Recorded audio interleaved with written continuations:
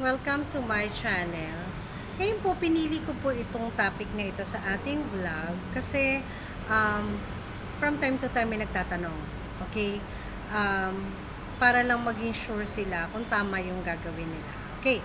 Sino-sino po ba yung lumalapit sa DFA to change their name sa kanilang passport? Okay, isa-isahin po natin ito. Number 1, kung single po kayo, nagpakasal kayo, syempre married na po kayo, magpapalit po kayo ng passport yung last name, pwede naman po. Pero may iba hindi na po nagpapalit, only the status, which is married nga. But kung magpapapalit po kayo, kailangan nyo po ang marriage contract, syempre yung birth certificate po ninyo, at lahat po yan ay PSA authenticated copy. Pag pumunta po kayo sa DFA, dala-dala nyo po yan. Okay?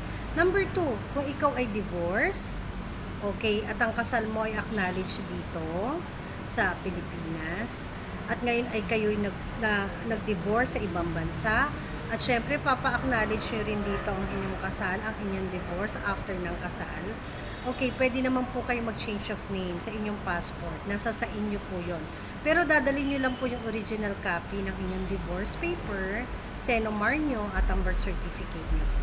Okay, pangatlo, kung kayo po ay annulled na-process po yung annulment nyo, nagtagumpay kayo, naging successful, okay, hihingin din po sa inyo ang birth certificate ninyo, court decision, senomar, at finality po ng inyong annulment. At kung kayo naman po at ay number 4, ito yung marami nagtanong, paano po kung widowed na po ako, widower, ano po yung aking namang requirements kung sakaling gusto kong balik na sa dati yung pangalan ko, single na uli ako, okay. Kailangan po yung birth certificate nyo, senomar nyo, at death certificate na kayo po ay nakapag-asawa ngunit namatay na. So, ayan. Kailangan lang po yung proper IDs pagpunta nyo po doon, proper documents para mapalitan po ang inyong last name at ibalik sa dati or single na po kayo. Ayan, yan po yung mga marami nagtatanong. I hope nasagot ko na po ito. Thank you so much.